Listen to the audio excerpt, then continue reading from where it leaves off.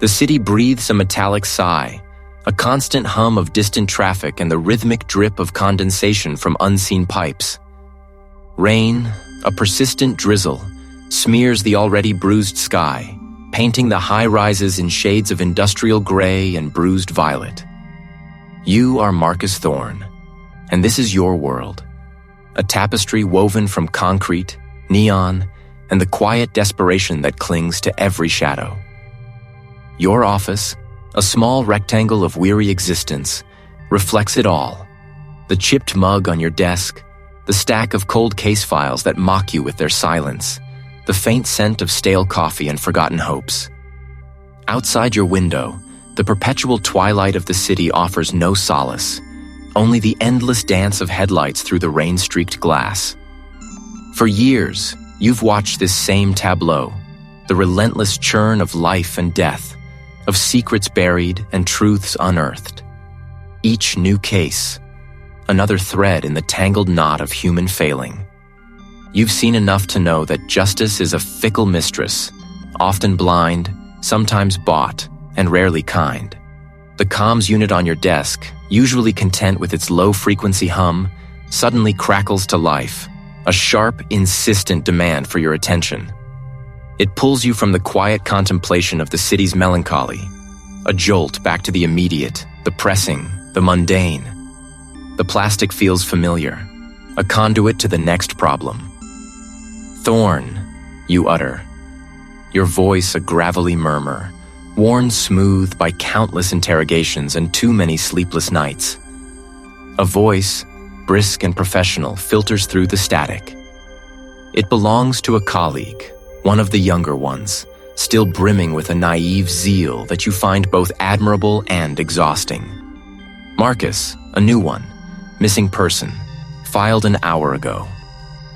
Your eyes, weary but sharp, flick to the digital clock on your wall.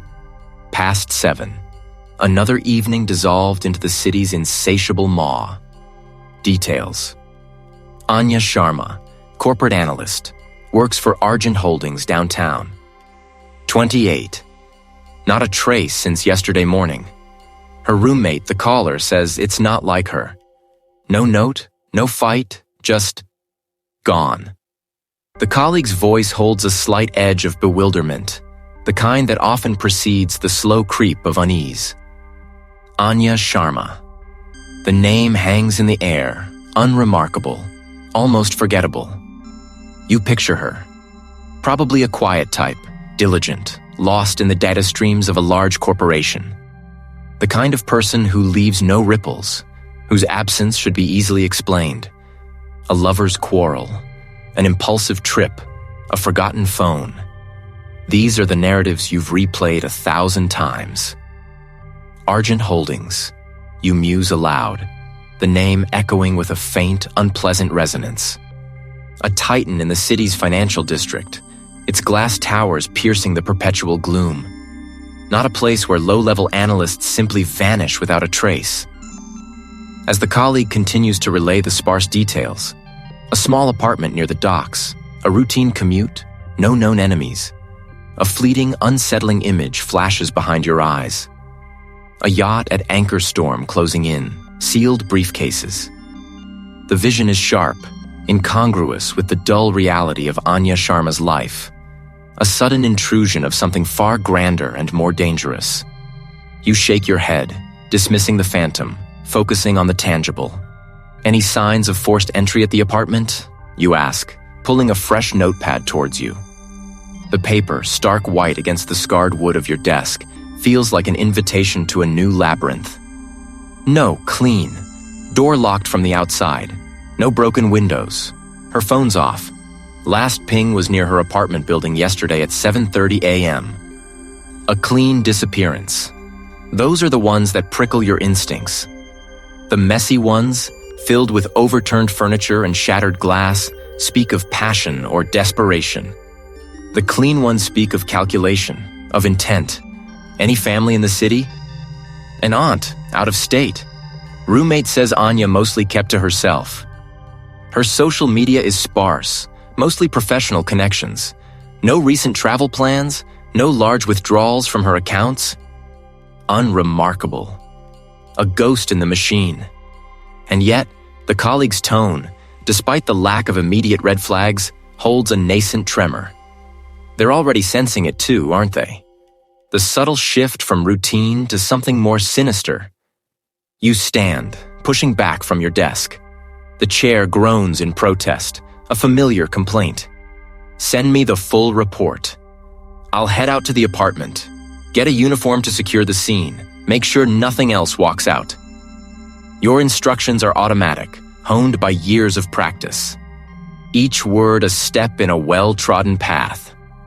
Will do, Marcus. Be careful. Be careful. You sever the connection, the comms unit falling silent once more. The rain outside seems to intensify, drumming a relentless rhythm against the window pane. You grab your keys, the cold metal a familiar weight in your palm. A data analyst. Unremarkable. The hunt begins. The keys in your hand feel heavy, cold, a metallic promise of intrusion. The city's persistent rain has transformed the world outside your vehicle into a blurred canvas of neon and reflection. You navigate the slick streets, the rhythmic swipe of the wipers a monotonous counterpoint to the low thrum of the engine. The address for Anya Petrova's apartment materializes through the deluge, a nondescript building clinging to the city's concrete sprawl. Her flat is on the 3rd floor, a quiet corner unit. The lock yields with a professional click, no forced entry, no telltale signs of a struggle at the threshold. The air inside is still, cool, carrying the faint scent of lavender and something vaguely metallic, like old coins. You step into a space that feels more like a pause than a home. Your gaze sweeps the living room, a study in muted tones and carefully chosen, if somewhat impersonal, furniture. No scattered papers, no overturned lamps, no broken glass. Anya Petrova, by all accounts, was meticulous. This absence of chaos is itself a kind of clue, a silent testament to a departure that wasn't sudden or violent in the conventional sense. You move with a practiced grace, your eyes dissecting every surface. The books on the shelf are mostly corporate strategy and economics, interspersed with a few classic novels. A half-empty teacup sits on a coaster beside a well-worn armchair, a single tea bag still steeping. A normal life, abruptly suspended. You begin the methodical search. Fingers trace the underside of tables, the backs of picture frames, the seams of sofa cushions. You check the kitchen, the bedroom, the small study. The drawers are neat, the wardrobe orderly. Nothing overtly hidden, no obvious panic. This isn't the scene of a crime, but rather a carefully erased presence. In the study, a small, unassuming desk holds a laptop, neatly closed, and a stack of financial reports. You notice a faint, almost invisible scratch on the polished surface of the desk, just beneath the lip. Your fingers follow the line, then press. A barely audible click. A thin, shallow compartment slides open, revealing a folded piece of paper. You retrieve it, the parchment-like texture cool against your fingertips. Unfolding it, you see no grand pronouncement, no desperate plea. Just 5 words, etched in a precise, almost clinical hand. They're watching. The harvest. Old data. The words hang in the quiet air, a whisper from the missing. The harvest. Not a name you recognize from any current case files. Old data. A directive, vague yet urgent. This isn't a simple disappearance. Not anymore.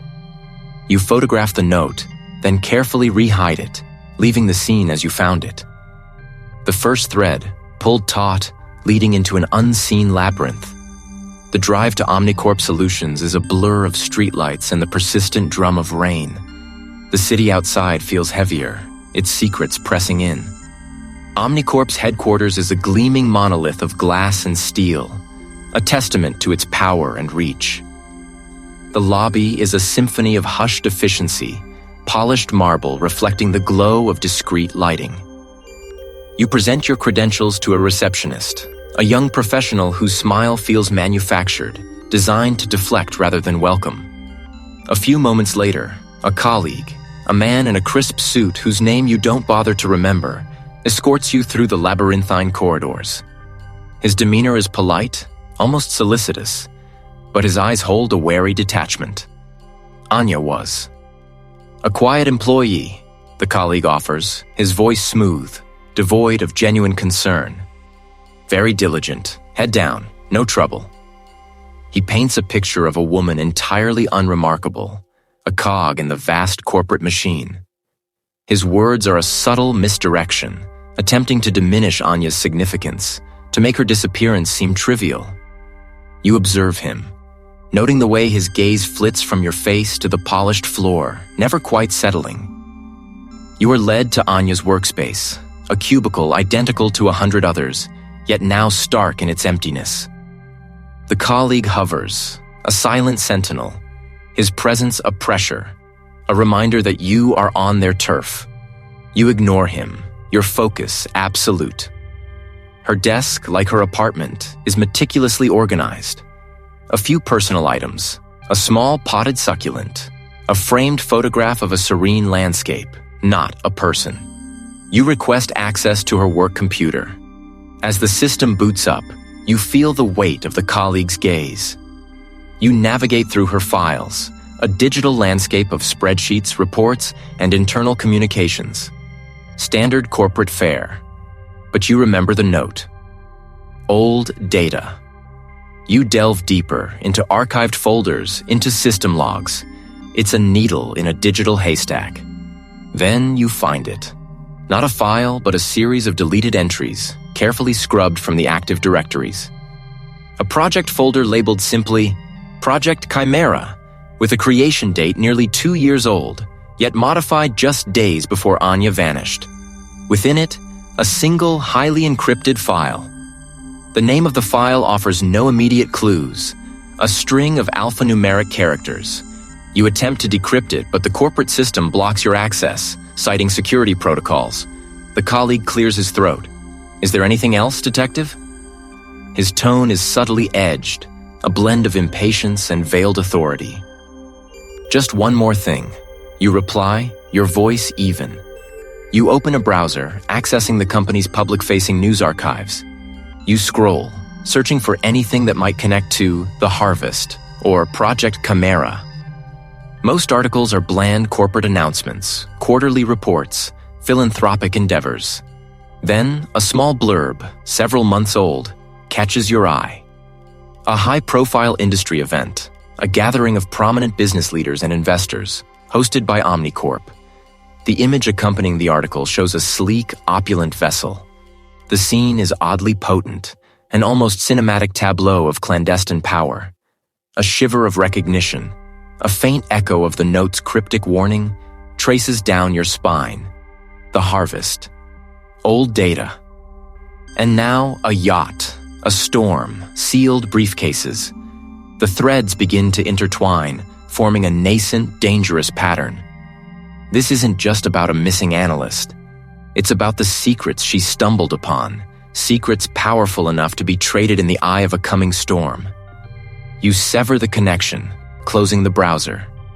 The colleague looks relieved, eager for your departure. You turn to him, a faint smile playing on your lips. I think that's all for now. The hunt, Marcus Thorne, has truly begun. A sharp intake of breath, a phantom chill despite the stale office air. The photograph, still clutched in your hand, hums with unspoken narratives. A silent accusation hurled across the digital divide. The corporate behemoth of Omnicorp rises before you, a titan of glass and steel piercing the city's bruised sky. Its polished facade reflects a distorted version of the world, mirroring the precise, sterile order within. Each window, 1,000 eyes, watching, judging. You feel the immense, indifferent weight of its gaze as your unmarked vehicle, a humble speck of gray, pulls up to the imposing entrance. A small, stubborn boat against an ocean liner. Inside, the lobby unfurls like a grand, indifferent stage. A young, impeccably dressed assistant, a gatekeeper carved from politeness and protocol, intercepts you with the effortless grace of a dancer. Him smile is a practiced art, designed to deflect, not to welcome, a perfectly symmetrical barrier. Marcus Thorne, you state. Julian Vance, regarding the missing analyst. Him smile falters, a subtle ripple in the perfect facade, like a stone dropped into still water. Mr. Vance is in a crucial meeting, Detective. His schedule is exceptionally tight. Her eyes, cool and assessing, flick over your worn trench coat, a silent judgment against the corporate armor surrounding her. Against the unpolished reality you represent. Perhaps you could leave a message? This won't wait, you counter, letting a sliver of your steel show. A flash of grit against her polished veneer. A man is missing. Your man. The clock keeps ticking, even if Mr. Vance's schedule doesn't. Vance is simply unavailable. Perhaps a colleague could assist? Our head of legal affairs, for instance, is available for a brief consultation.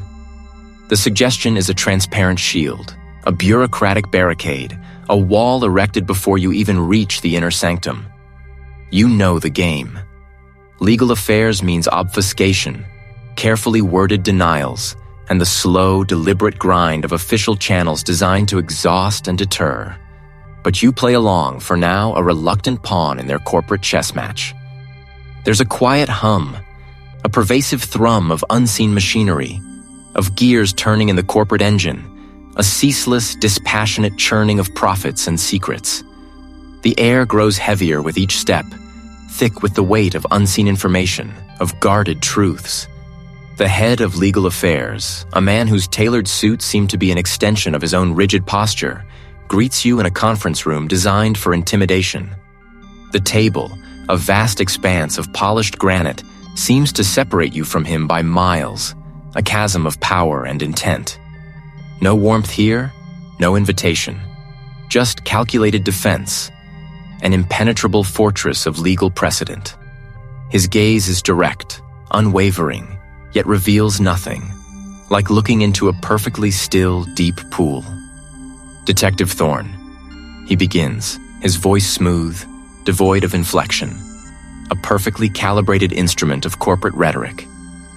We are, of course, cooperating fully with your inquiry. Omnicorp values its employees. We are deeply concerned about the analyst's disappearance. Your internal communications? Concerned enough to tell me why a low-level analyst might suddenly vanish without a trace from a company like this? Any further requests must go through official channels in writing, of course. And I must caution you, Detective, against making unfounded accusations or disrupting our operations. Omnicorp takes such matters very seriously. We have extensive legal resources at our disposal. The veiled threat hangs in the air, a silken noose, almost invisible but undeniably present. It's not just resistance. It's a declaration of war, a polite but firm expulsion from their carefully constructed reality. The casual mention of extensive legal resources is a reminder of the chasm between your authority and their power, a gauntlet thrown down with an elegant, dismissive flick of the wrist. They aren't merely stonewalling. They are actively protecting something significant, something worth deploying their entire legal arsenal to conceal. So, you're telling me, you say, your voice dropping, a low growl of disbelief, that a man disappears. The CEO of the company he worked for can't spare 5 minutes to discuss it? And your first line of defense is a lawyer, not a search party? He offers a tight, bloodless smile, a mere baring of teeth. We are simply ensuring due process, Detective, and protecting our corporate integrity. The corporate walls around you now feel like another larger briefcase, sealed shut, guarding its contents from the storm you represent, from the truth you seek to uncover. The meticulous avoidance, the immediate legal shield, the palpable air of careful omission, it all coalesces into a grim, unshakable certainty. This is about what they are hiding, what they are protecting with such formidable, indifferent power. And the deeper you dig, the more layers you will have to peel back, each one guarded by the formidable, indifferent power of Omnicorp, a hydra of corporate might. The battle lines are drawn.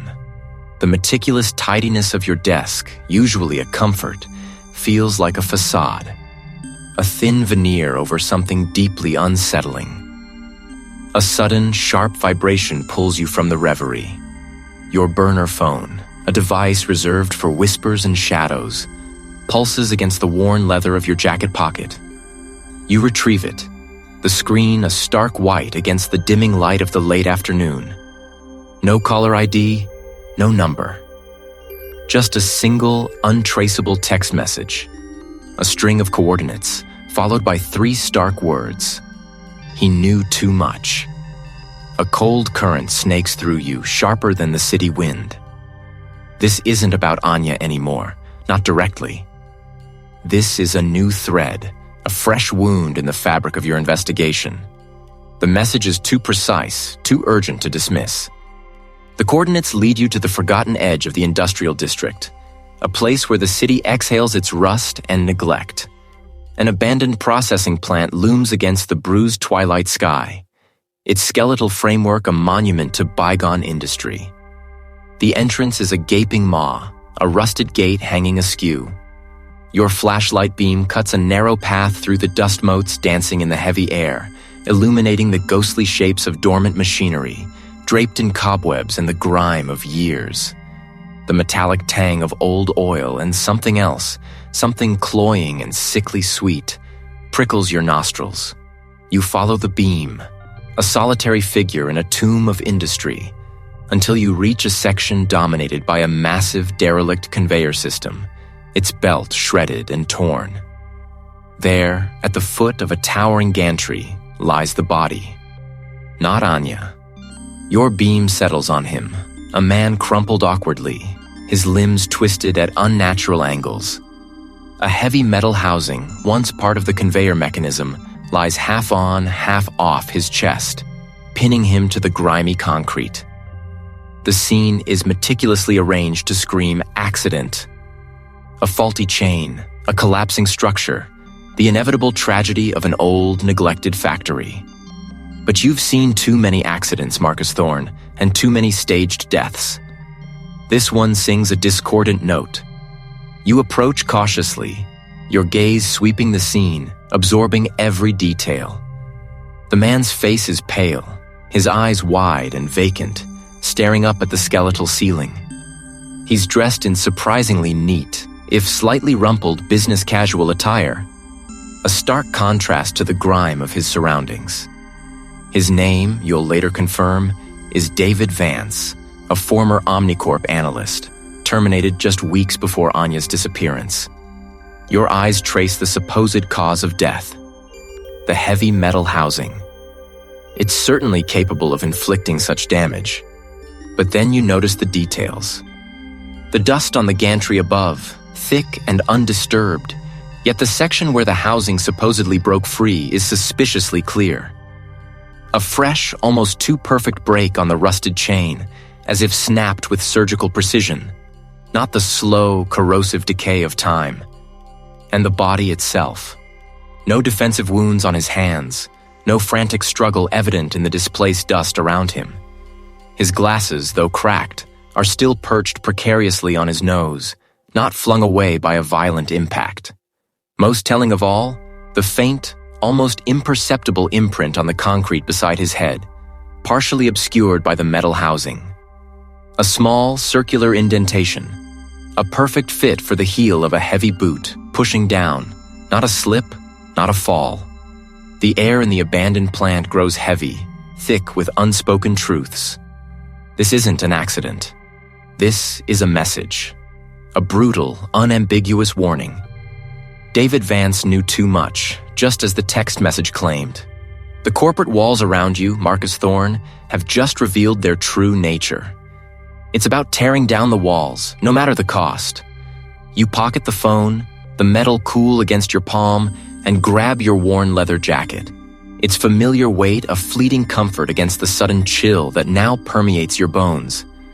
The anonymous message, sharp and precise, carves a new path through the fog of your investigation, pulling you away from the missing analyst and towards a fresh, unsettling darkness. Your destination is the small, unassuming apartment of the second victim, a mid-level zoning officer named Elias Vance. The building, a brick monolith softened by decades of urban grime, offers no warmth. Inside, the forensic specialist moves with a quiet efficiency, her gloved hands sifting through digital detritus. The air hums with the low thrum of diagnostic equipment, a counterpoint to the city's distant rumble. Clean, mostly, the specialist murmurs, her voice a low current in the quiet room, but his work laptop. It's a mess. Encrypted layers, like he was hiding something even from himself. She gestures to the screen, a cascade of green text against black. We cracked the first two. What's left is a rabbit hole, Marcus. But I found something on his personal device, a recurring contact. Your gaze locks onto the highlighted name on the screen. Council Member Thorne. Not your name, a name that echoes in the city's halls of power. Thorne? You repeat, the name tasting like grit on your tongue. As in Arthur Thorne, the champion of the North District redevelopment? The specialist nods, her eyes meeting yours, a silent acknowledgement of the shift in gravity. The same. Frequent calls, encrypted messages. Nothing overtly incriminating, but the sheer volume is. Unusual for a zoning officer and a council member. You lean closer, your breath fogging the cool air above the keyboard. What kind of messages? Mostly scheduling meetings, project updates, but there are coded references. Phase Gamma, Blue Sky Initiative. Sounds like internal project jargon, but it's overly guarded for public sector communication. She scrolls further, a map appearing on the screen, highlighted in aggressive red. And this. It's a detailed blueprint for the North District redevelopment.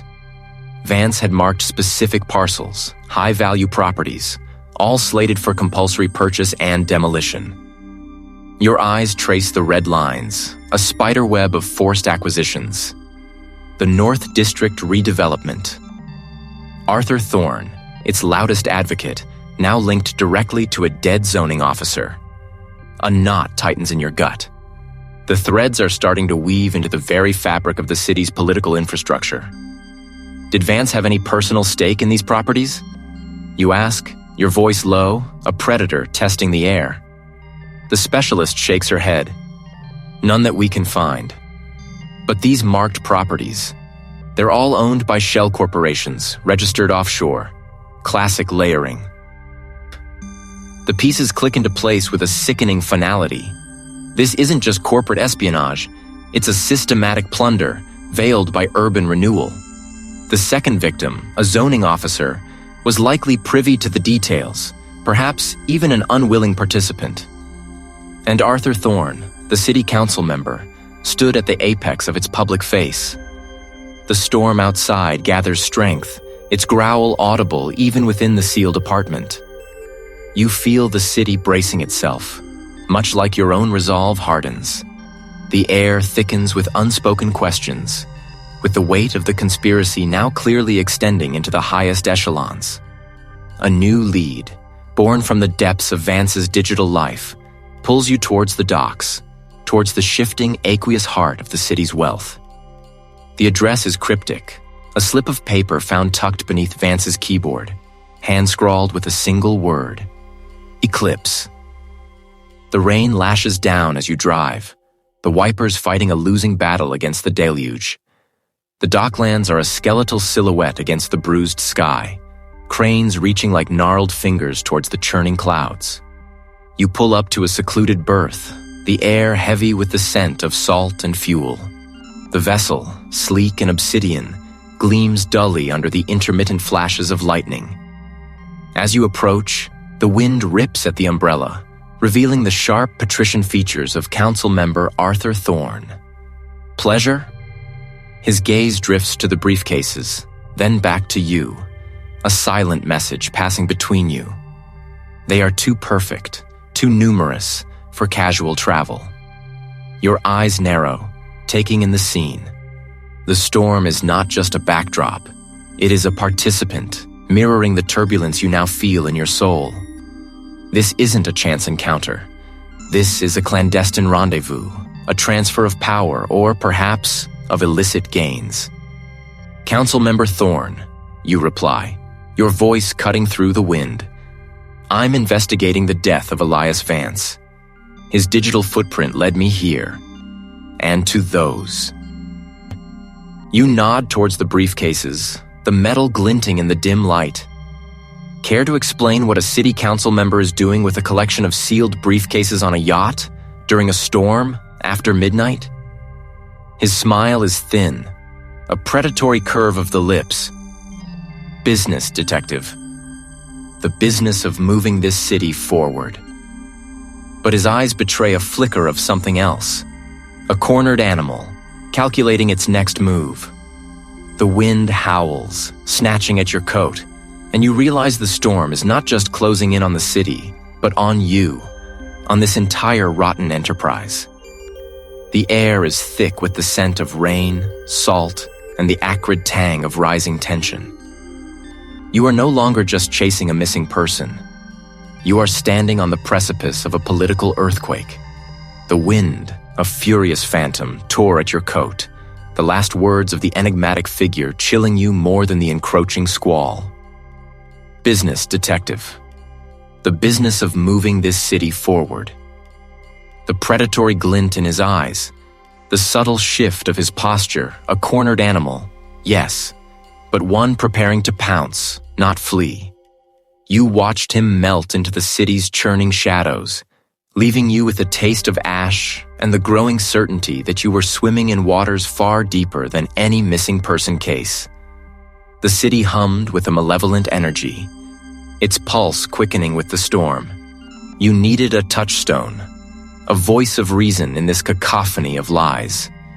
You needed the informant. You trusted him with the kind of blind faith you rarely afforded anyone. Your destination was a private dock, shrouded in the deepening gloom. The rain began to fall in earnest, a drumming crescendo against the metal roof of your sedan. Through the downpour, the silhouette of a vessel loomed, stark against the bruised sky. It was a sleek, formidable craft, far too luxurious for the kind of clandestine meeting you usually arranged. The words formed in your mind, a premonition of something grim. The gangplank swayed precariously in the wind. A knot tightened in your stomach. This wasn't right. A yacht, exposed to the elements, felt like a stage, a trap. Stepping onto the polished deck, your shoes squeaked on the wet surface. A single dim lantern cast an eerie glow from the yacht's cabin, its light struggling against the encroaching tempest. You pushed open the heavy cabin door. Inside, the informant sat at a small, inlaid table, a half-empty glass of amber liquid before him. He looked up. His face, usually a roadmap of weary experience, was unreadable, a mask carved from stone. Beside him, stacked neatly, were 3 sealed briefcases, their metallic latches gleaming under the low light. They looked expensive, official, the kind of cases that held secrets of immense value. Marcus, the informant said, his voice flat, devoid of its usual conspiratorial warmth. You're late. The storm, you replied, your eyes scanning the cabin, searching for something, anything to explain the unsettling scene. And a detour with a particularly slippery fish. You tried to inject a note of your usual cynicism. It fell flat in the heavy air. What is this? What are the cases? He took a slow sip from his glass, his gaze distant, fixed on the rain-lashed window. These are collateral, Marcus, for a new arrangement. New arrangement? The words felt like shards of glass on your tongue. What are you talking about? We had an arrangement. This city, it has its ways of ensuring everyone eventually finds their place. He gestured vaguely at the briefcases. These are my place now. The trusted informant, the man who had been your eyes and ears in the city's underbelly for years, was a pawn, or worse, an active participant in the very conspiracy you were trying to dismantle. He offered a humorless smile. I was never against them, Marcus, merely independent. But independence has its limits. They made me an offer I couldn't refuse. A secure future. For me, and for those I care about. He paused, his gaze softening slightly, a fleeting ghost of the old informant resurfacing. They also made it clear that your continued digging was becoming problematic, a loose end. The implication hung in the air, thick with menace. You were the loose end, and he, the man you had confided in, was now tasked with tying it off. The sealed briefcases suddenly seemed to pulse with a malevolent energy, their contents undoubtedly a part of this new, horrifying reality. The betrayal was a physical ache, a searing brand on your psyche. It wasn't just the loss of a source. It was the shattering of a belief, the confirmation that the rot went deeper, reached higher, and corrupted closer than you had ever dared to imagine. He shook his head slowly, a gesture of weary finality. Now, Marcus, you walk away. You forget about the missing analyst, the corporate dealings, all of it. You have no allies left, no one you can trust. The wind howled outside, a banshee's shriek rattling the yacht's windows. Rain hammered against the hull, a relentless, percussive assault. You stood there, isolated on that rocking vessel, the bitter taste of betrayal coating your tongue, the weight of the city's vast, insidious network pressing down on you. The briefcases, symbols of his new allegiance, mocked your shattered trust. Rain hammered against the hull, a relentless, percussive assault, each drop a tiny, furious fist against your temporary sanctuary. Your fingers, calloused from years of gripping cold steel and colder truths, traced the leather of the 3 briefcases. They were sleek, unadorned, their latches gleaming with an almost predatory glint. These were not mere containers. They were Pandora's boxes, holding the threads of a conspiracy woven so tightly it threatened to strangle the very breath from the metropolis you once swore to protect. A grim resolve hardened your jaw. The rocking of the yacht, the storm's fury, it all mirrored the chaos within, yet a singular focus now propelled you. You had been led here, a pawn in a game you hadn't understood, but the game was changing. With a decisive click, the first latch sprang open, the sound sharp and metallic against the storm's roar. Not official government files, but rather meticulously bound ledgers, their pages filled with precise, almost artistic script. The initial entries were innocuous. Investments, property acquisitions, shell corporations. But as your eyes scanned further, a pattern emerged. A dark tapestry woven from seemingly disparate threads. Names, or rather coded designations, appeared repeatedly, linked to various city council members, zoning committees, and even figures within the financial district. You saw the city's heart, its arteries, its very nervous system laid bare. The second briefcase yielded a different kind of horror. Encrypted data sticks, dozens of them, accompanied by printed transcripts. These were not financial records. They were vulnerabilities. Discreetly taken photographs of prominent city officials in compromising situations, transcripts of hushed conversations, detailed reports of personal indiscretions and illegal dealings. This was the syndicate's currency, its silent weapon. You traced the lineage of these files, seeing how a mayor's secret gambling debts led to a crucial vote swayed, how a councilman's affair resulted in a rezoning permit pushed through against public interest. The city wasn't just corrupt, it was actively owned, bought piece by piece through the calculated destruction of its custodians. The storm outside intensified, a fresh gust of wind rattling the windows so violently you thought they might shatter. You barely registered it, your gaze fixed on the contents of the final briefcase. This one held a collection of detailed topographical maps, overlaid with intricate color-coded sections. Large swaths of the city's undeveloped waterfront, its forgotten industrial zones, and even parts of the historic district were highlighted. Accompanying these maps were architectural renderings, glossy and ambitious, depicting gleaming high-rises, sprawling commercial hubs, and private marinas. A massive urban redevelopment project, far grander than anything publicly announced, was being planned. Then, you found it. A single thin folder tucked beneath the architectural plans. It bore no coded designation, only a single typed name. Anya Petrova. Your breath hitched. Inside were Anya's internal audit reports, flagged discrepancies in the financial projections for this very land deal. Her notes, precise and meticulous, highlighted unusual capital injections from offshore accounts, undervalued land assessments, and a projected profit margin so astronomical it bordered on the fantastical. Her analysis proved that the syndicate was not merely buying land. They were orchestrating a hostile takeover of the city's economic future, ensuring their dominance for generations. Anya had seen the numbers, understood the true scale of the syndicate's ambition. Her meticulous eye for detail, her unwavering integrity, had made her a liability. She hadn't just stumbled upon a corporate secret. He had uncovered the blueprint for a financial empire built on stolen land, coerced officials, and the systematic dismantling of the city's democratic process. Her silence wasn't just preferred, it was essential for the syndicate's master plan to proceed unimpeded. The missing person case wasn't a standalone incident.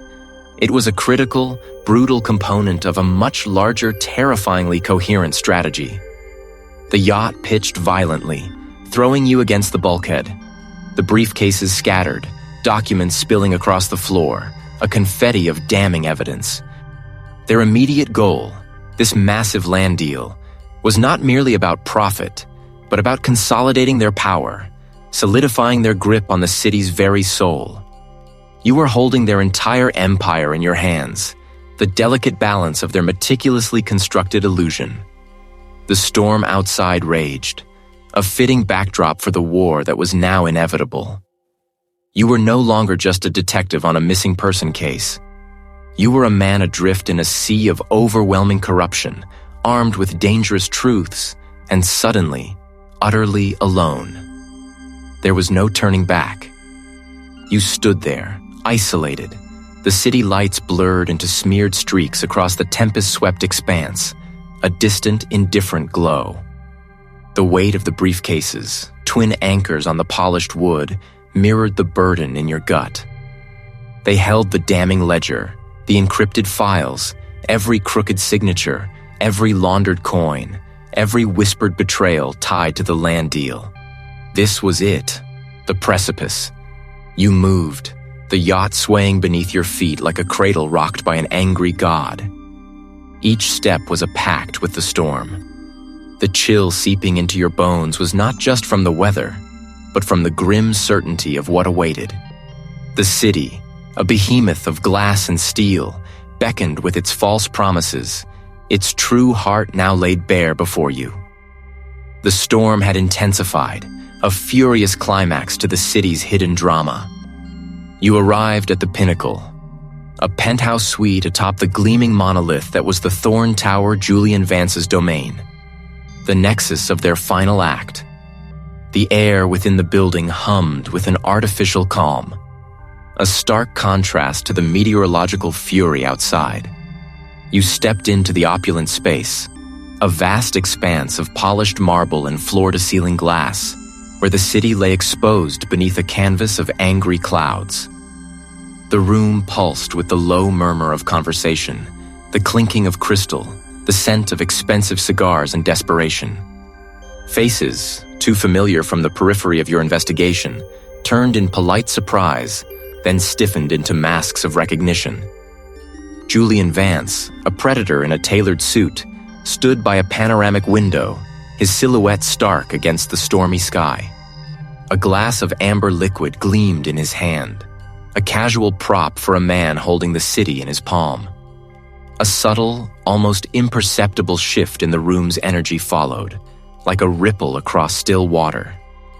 You walked towards him, the briefcases held loosely by your side, each step a hammer blow against the polished floor.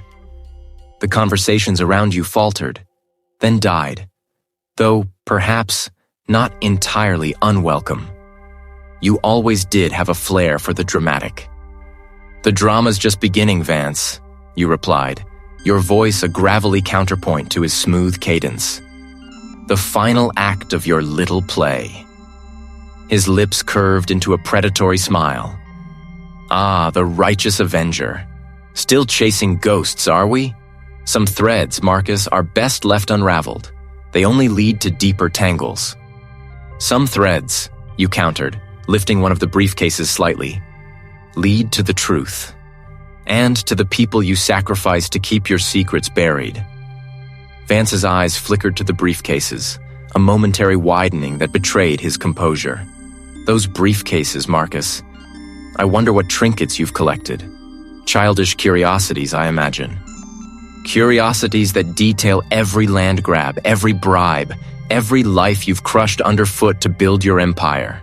You stated, the words sharp-edged, "including Anya's." A hush, profound and absolute, fell over the room. The other key players, faces etched with varying degrees of alarm and feigned indifference, watched the unfolding tableau. A large, burly man, Vance's head of security, shifted his weight, his hand subtly moving toward the small of his back. She understood the risks, Marcus. Or perhaps she didn't, which was her true failing. A loose thread, easily snipped. The casual cruelty of his words was a physical blow. Anya, a life extinguished, reduced to a loose thread. The full extent of their ruthless operations, their utter disregard for human life, solidified into a stark, terrifying reality. Snipped how, Vance? You pressed, your voice dangerously low. A fall? A drowning? Or did you just toss her aside once she'd outlived her usefulness? Vance's gaze hardened, the pretense of politeness evaporating. She made a choice, a poor one. Her body was discreetly disposed of, far from prying eyes. The currents are quite efficient, Marcus. No trace. The sea, the storm, the unforgiving depths. Anya was gone, irrevocably swallowed by their machinations. The air crackled. The security chief took another step forward. Other figures, silent and watchful, began to converge. You think you can walk in here, Marcus, with your little bag of tricks and dismantle everything we've built? Vance scoffed, a sneer twisting his elegant features. This isn't some back alley shakedown. This is the apex, and you, my friend, are standing on the edge of a very long fall. You knew this was the moment. The standoff was over, the violence inevitable. With a swift, deliberate motion, you opened one of the briefcases. Not to reveal the documents within, but to activate the hidden device, a small, powerful EMP designed to disrupt their communication and, crucially, their data servers. The security chief lunged, a blur of motion. You sidestepped, the briefcases swinging outward, a blunt force trauma against his jaw. He staggered, momentarily disoriented. Your gaze swept across the room. On a central pedestal beneath a spotlight sat a single, ornate other briefcase. The true target, undoubtedly containing the original signed land deal contracts, the final seals on their illicit empire. You threw the now empty briefcases as distractions, sending papers scattering and drawing their immediate attention. You dodged a wide swing, ducked under a heavy arm, your focus locked on that central pedestal. The polished marble floor became a treacherous arena. A glass table shattered nearby, crystal shards glittering like malevolent stars. A burly enforcer grabbed your arm, attempting to wrench it free. You twisted, using his momentum against him, slamming his head into the marble. He slumped. Another moved in, but you were already pivoting, the briefcase clutched tight. Don't let him leave with it. The room was a maelstrom of bodies and shouts. You fought your way towards the exit, the crucial evidence a heavy, defiant weight in your hand. The storm outside seemed to mirror the tempest within the penthouse, a fitting backdrop for the syndicate's unraveling. You had Anya's truth, and now their future sealed in leather. The wind howled a dirge against the grimy windows of the makeshift safe house, a rented space above a dormant print shop. The crucial evidence, a sleek obsidian data drive, still pulsed with a phantom heat in your palm, a testament to the chaos of the penthouse. Your breath hitched, the raw air tearing at your throat, but your grip on the device remained unwavering. You found them huddled around a flickering desk lamp, their faces etched with a grim anticipation that mirrored your own. The seasoned analyst, eyes sharp despite the hour, motioned you forward. The younger officer, his knuckles white against the chipped formica table, clenched a fist. Its polished black gleam absorbed the weak light, a silent, potent declaration. Anya's truth, you began, your voice hoarse but steady, and their entire operation. Encrypted ledgers, communication logs, money trails, names, Marcus, so many names. The younger officer leaned in, his breath catching. Can we crack it? It's already done, you stated, your gaze sweeping across their faces, seeing the nascent hope, the rising fear. Anya's protocol, a back door only she knew. It's all here. The shell corporations, the offshore accounts, the political payoffs, the entire intricate web laid bare. You projected the contents onto the stained wall using a portable device, lines of code and diagrams blooming into stark reality. The web of connections unfurled, a sprawling, venomous vine. You pointed to specific nodes, the names appearing like spectral brands. This one, the city councilor, facilitated the zoning changes for their illegal construction. This network, the financial manager's offshore shell, laundered the profits. And this is the direct line to the highest echelons, the shadow figures pulling the strings.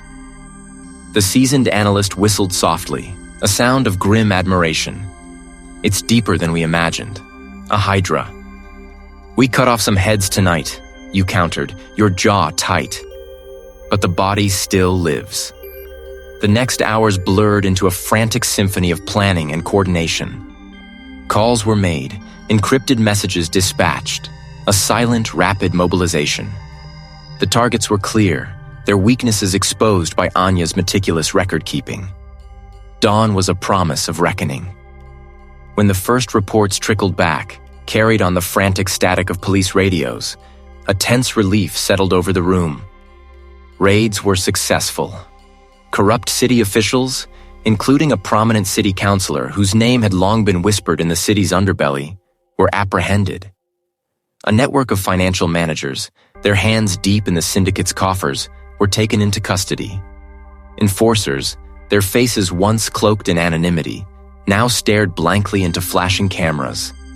But then, the final report arrived, carried by a hushed, urgent voice over the line. A tremor ran through the seasoned analyst as he listened, his face hardening. They had a contingency. The lingering threat, a whisper in the back of your mind, had just solidified. Where? You asked, the word a rasp.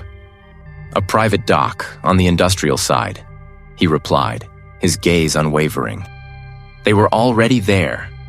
The bitter taste of a partial victory filled your mouth.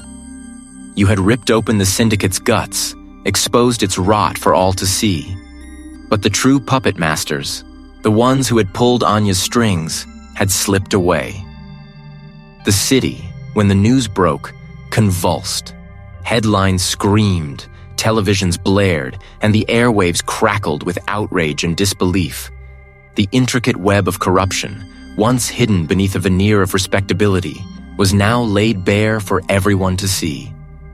There was a palpable shift in the city's pulse, a collective gasp, followed by a roar of anger. Yet, beneath the fury, a deeper unease settled. You stood by the window, watching the city slowly awaken, its streets slick with rain. The storm had begun to recede, leaving behind a bruised, somber sky. The evidence, the truth, had been delivered. But the fight was far from over. The unraveling had begun, but the deepest threads of the web remained, taut and unseen, waiting for their moment to tighten once more. The taste was a raw metal tang on your tongue, not of victory, but of its bitter, hollow twin. You had torn at the syndicate's throat, exposed its cancerous core to the city's indifferent gaze, yet the deepest roots, the most venomous heads, had slipped away. The churning darkness of the open sea had swallowed them whole, leaving you with the residue of their flight. The air thickens with the scent of salt and ozone, a promise of the tempest to come. Rain begins to prickle your skin, the first drops of a deluge. The vessel, a ghost-white behemoth, shivers with the rising wind, its mast a skeletal finger pointing at the bruised sky. Your gaze drifts over the 5 briefcases, their polished leather gleaming dully. There, slumped against a coil of thick rope, lies the junior investigator. His breath comes in ragged gasps, a crimson bloom spreading across the front of his tactical vest. The syndicate's final, desperate act of defiance had found its mark not on you, but on the eager, earnest soul who had followed your lead without question. His hand, trembling, reaches for yours. You press a hand against the wound, futile, knowing. The warmth of his blood seeps through your fingers, a searing brand. He shakes his head, a weak, almost imperceptible movement. It's done. For me. A flicker of a smile, grim and knowing, touches his lips. You always said, there were no heroes.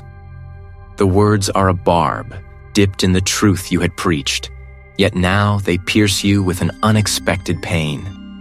You had cultivated cynicism like a prized rose, believing it shielded you. It had only left you vulnerable to the sight of pure, untainted sacrifice.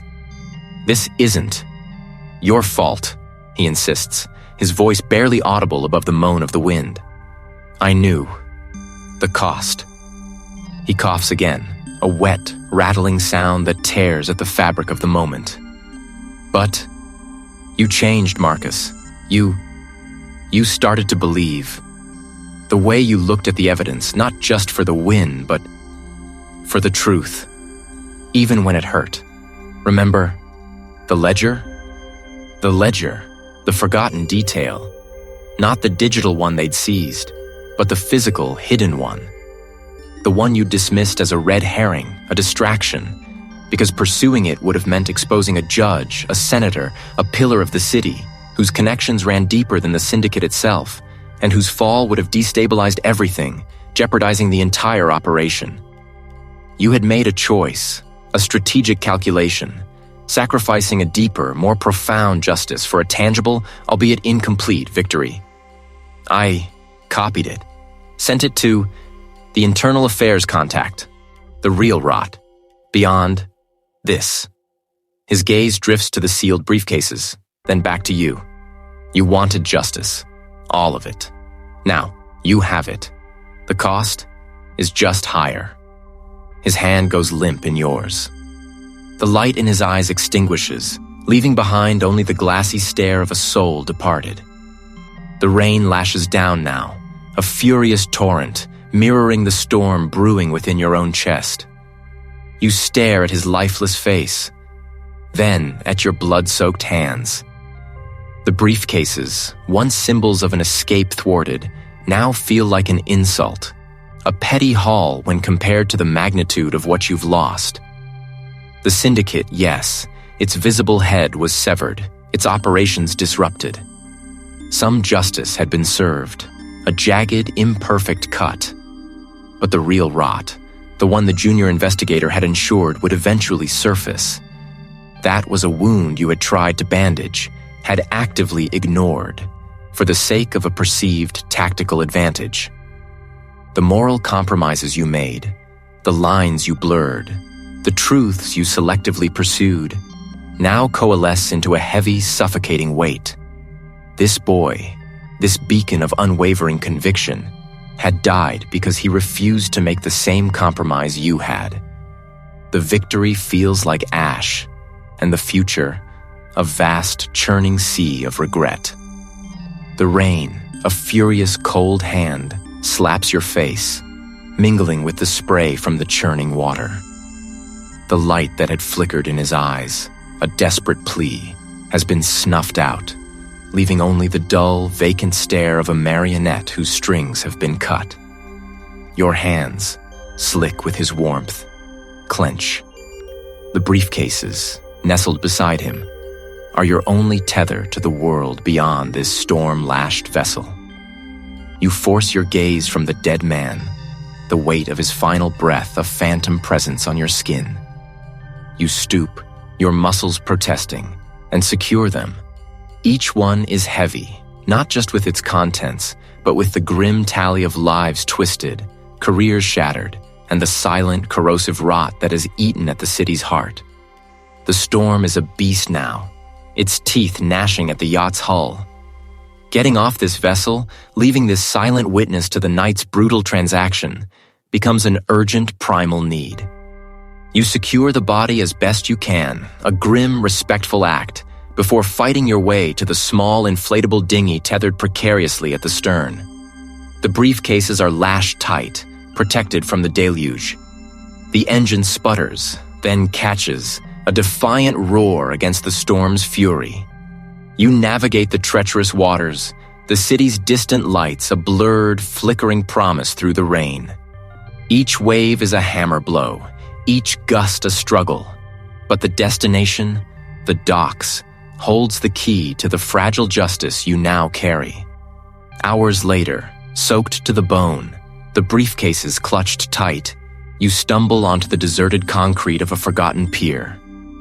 The rain has lessened to a persistent drizzle, a mournful weeping. The city, shrouded in a bruised pre-dawn light, feels different. It breathes a heavier air, laden with the night's grim secrets. You make the call, a low, guttural request for retrieval, and then you wait, shivering, watching the city slowly rouse itself from its fitful slumber. A vehicle eventually glides onto the pier, its headlights cutting through the gloom. A colleague, their face a mask of concern and exhaustion, steps out, their gaze immediately locking onto the briefcases. There are no questions, only a shared, silent understanding of the burden you carry. The next few days blur into a relentless procession of hushed interrogations, secure deliveries, and the slow, deliberate turning of gears within the city's highest offices. The sealed briefcases, once symbols of a hidden empire, become instruments of its dismantling. Inside, meticulously organized, lay the true extent of the syndicate's tendrils.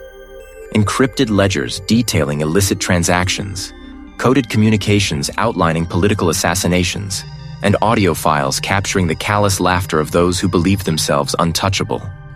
The initial tremors are subtle, a whisper carried on the city's breath.